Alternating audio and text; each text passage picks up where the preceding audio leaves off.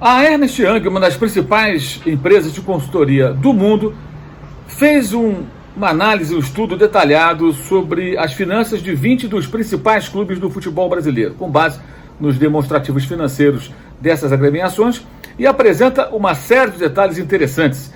Fala do endividamento, fala das receitas. Eu vou mostrar para vocês aqui alguns detalhes desse estudo. Você vai ver primeiro aí a tabela que mostra as receitas dos clubes. E você vê aí o Flamengo disparado na frente. Mesmo que o Flamengo não tivesse vendido nenhum jogador, ainda assim ficaria à frente dos demais nessa temporada que passou, 2019, né? O estudo da Ernst Young detalha isso, inclusive, ou seja, foi um ano de muito sucesso no aspecto financeiro para o clube carioca. Agora você vai ver aí a tabela das dívidas líquidas dos clubes. O Botafogo é o primeiro, lembrando que o Corinthians aparece também entre os mais endividados, mas, atenção, o Corinthians não inclui aí no seu balanço a dívida do estádio, né, que é administrado por um fundo, então não aparece no balanço, mas é uma dívida que tem que ser paga pelo clube, a receita do clube que vai ser utilizada para pagar essa dívida se um dia ela for paga. Então, a dívida do Corinthians é muito maior, porque o estádio já tem aí um custo aproximado de 1 bilhão e alguma coisa, né? Mais de 1 bilhão, com toda certeza, ou seja, uma dívida absurda a do Corinthians hoje, porque ela cresceu muito nos últimos anos, além da questão do estádio de Itaquera.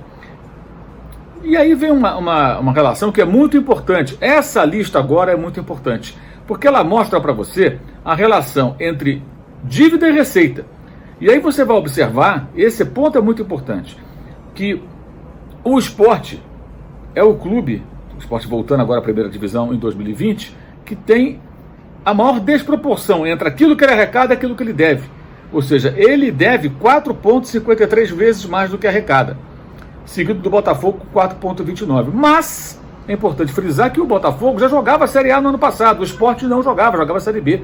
Então, mesmo com a pandemia, devido à cota de televisão e tudo mais, o Sport deve melhorar a sua receita nesse ano de 2020, disputando o Campeonato Brasileiro, claro. Enquanto o Botafogo já disputou a Série A, já teve suas receitas de primeira divisão e ainda assim nessa situação. E tirando o estágio do Corinthians, já vimos que o Botafogo aparece como o time mais endividado do Brasil. Ou seja, um clube que não arrecadou nem 200 milhões no ano passado e que deve mais de 800. É uma relação terrível, a situação é realmente muito complicada.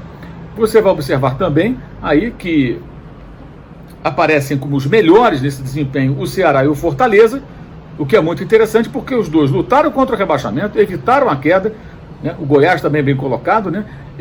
Tem arrecadação muito menor do que os chamados grandes, mas dívida muito pequena e controlada, totalmente controlada e administrada. O Ceará consegue ter uma dívida que é 1/7 daquilo que arrecadou no ano passado. O Fortaleza também com um número muito bom, o Goiás ali no meio a meio. Depois aparece o Flamengo também com uma relação muito boa, porque o Flamengo teve a maior arrecadação, é um dos que tem uma das melhores relações entre dívida e receita, né? E ao mesmo tempo fez muitos investimentos, aumentou sua dívida, mas aumentou seu patrimônio, né? Contratando muitos jogadores, né? E é importante frisar que clubes como o Sport tem boa parte, quase mais de 40% da sua dívida encaixada no Profut, ou seja, são dívidas tributárias que estão sendo pagas ao governo parceladamente, ou seja, é uma dívida controlada. Isso é importante também frisar, desde que o clube consiga arrecadar e pagar essas parcelas, ele, no longo prazo, ele não tem tanto problema assim com essa dívida, né?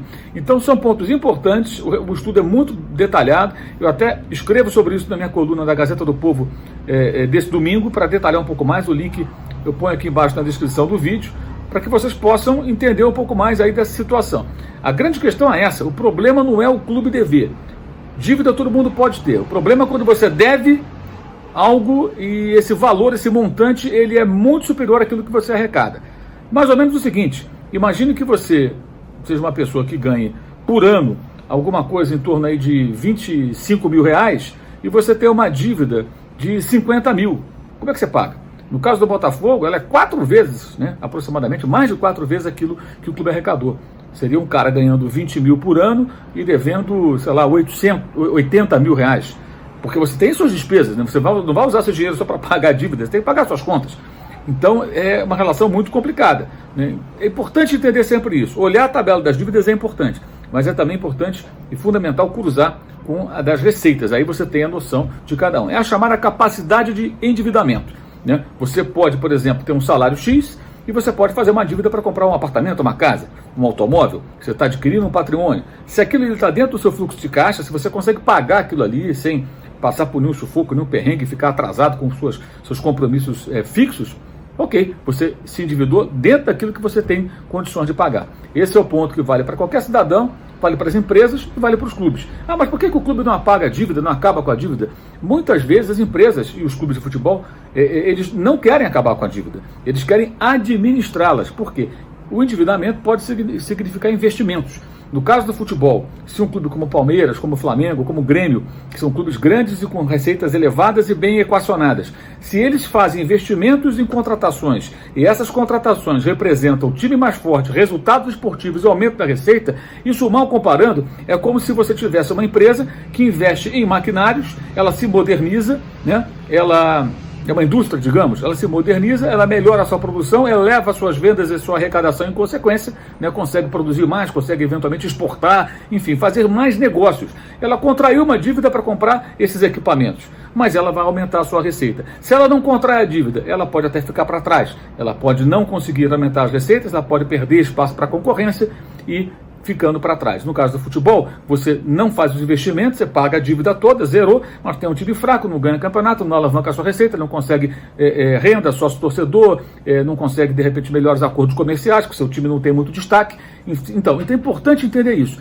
Ter dívida não é o problema. Todos os especialistas falam isso, gente. Isso aí não é opinião minha, isso aí é aquilo que a gente ouve falando com as pessoas da área. Mas, sim, o perigo é ter dívidas desproporcionais aquilo que você arrecada. Os clubes de futebol têm que entender isso e é bom que o torcedor também comece a compreender para justamente fazer as críticas pertinentes e ficar sempre de olho dos balanços e dos números que vão continuar saindo por aí. A gente vai voltar a falar sobre isso aqui no nosso canal, ok? Valeu, saudações!